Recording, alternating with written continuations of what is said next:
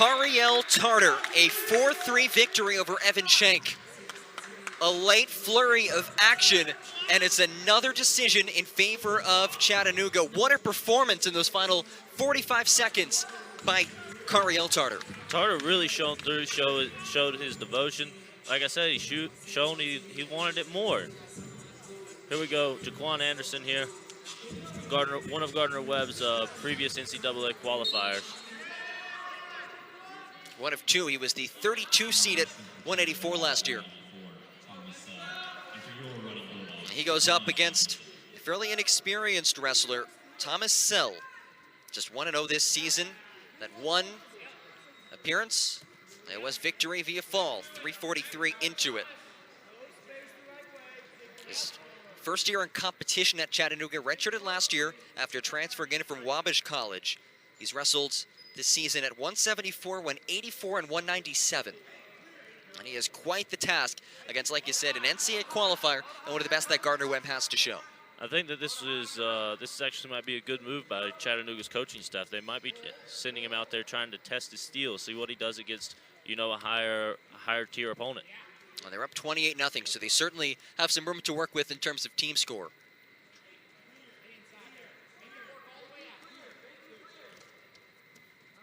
How valuable could an opportunity like this be for someone who's a little bit more inexperienced like Sell? It's honestly a great opportunity because you get on the mat experience with someone who is not from your room, someone who's going to go 100% against you, and someone who is really rated as a higher tier opponent. And you get to see what it's like to go against those guys, and that can prepare you not only for conference time but for later in your career. Anderson trying to put his team on the board in terms of team score. They trail 28-0 to the Runnin' Bulldogs. And against App State, he was the lone bout that Gardner Webb won. A 5-3 victory over Barrett Blakely in that 42-3 loss against the Mountaineers.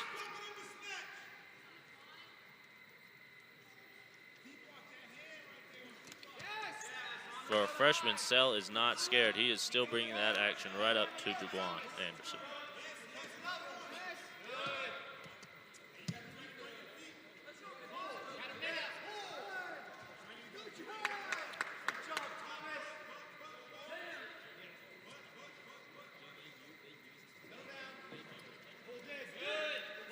Quick snap there by Sell. Can't seem to set anything up off of it. Just his second bout of the season at 184. Sell obviously keeps trying to work for that right arm underhook, and now he's going for the headlock, front headlock.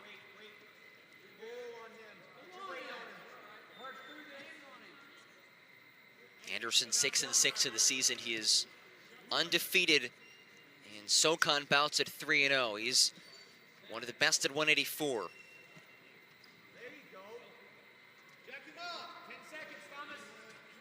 NCAA qualifier last year went 1-2 in the postseason, including a loss to top-ranked Aaron Brooks of Penn State at 184. Big one tonight in the world of college wrestling, number 1 versus number 2, Penn State versus Iowa at Carver Hawkeye Arena. You have a prediction for that one? I have no predictions anymore. I've tried and I've tried. I didn't see South Dakota State winning its match against Iowa. I didn't see. This season has just been really kind of intense, and I think it's kind of because of the pandemic. I mean, you've got guys falling out of the lineup and coming into the lineup based on health and safety protocol, and then you've got guys that you haven't seen before because they were redshirted at an awkward time and they missed out on part of their season because of COVID. I mean, it's definitely just been an interesting year for wrestling in general. Absolutely. And some big name injuries too. Spencer Lee of Iowa, he's out for the season at 125. His replacement Ayala has been good this year. But definitely an interesting time to be in college wrestling and college athletics. This has been a competitive bout so far at 184. These have been some of the heaviest hands that I have seen in a match from both of these guys. Quan Anderson there, in on his double. Oh, Sell not letting him capitalize there. That was good defense by Sell.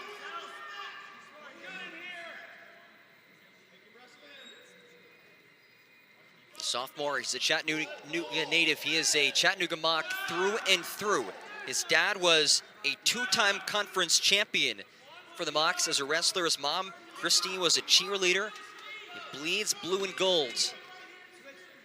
And he has thus far put together a pretty solid performance against a very formidable opponent in Jaquan Anderson. I think that this may be a guy that you want to keep your eye on for the future. Yeah, name to know. And just his first year of actual competition at Chattanooga after redshirting last year and transferring in from Wabash College. Double overs here, maybe looking for that trip or a throw. And that was after the buzzer. So no points. Sell's decision. Well, he seems ready, doesn't he? Oh, he is breathing hard down there.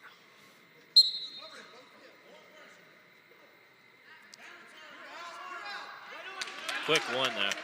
Very quick. 5 seconds. Jaquan Anderson on a big double.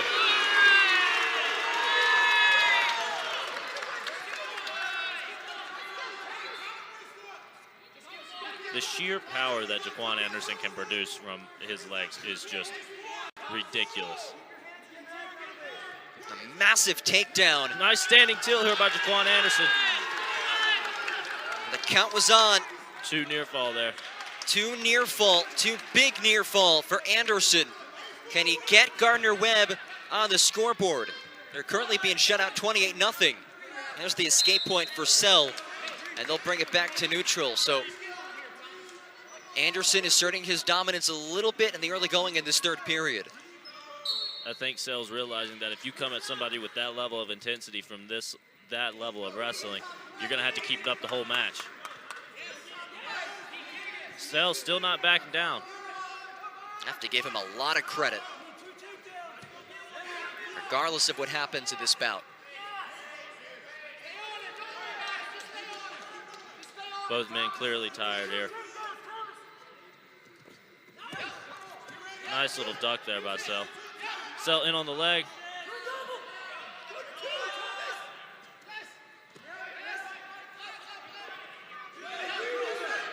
Nobody has control.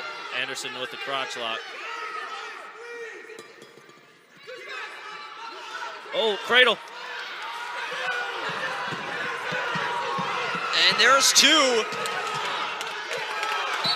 And a fall. Thomas Sell pulls off the upset at 194. Another one of those scrambles where Chattanooga came out on top, knew what they were doing. What a performance by Thomas Sell, who has fluctuated this year between 3 weight classes, just his second time competing at 84 this season, and he pulls off the big win over a reigning NCAA qualifier in Jaquan Anderson.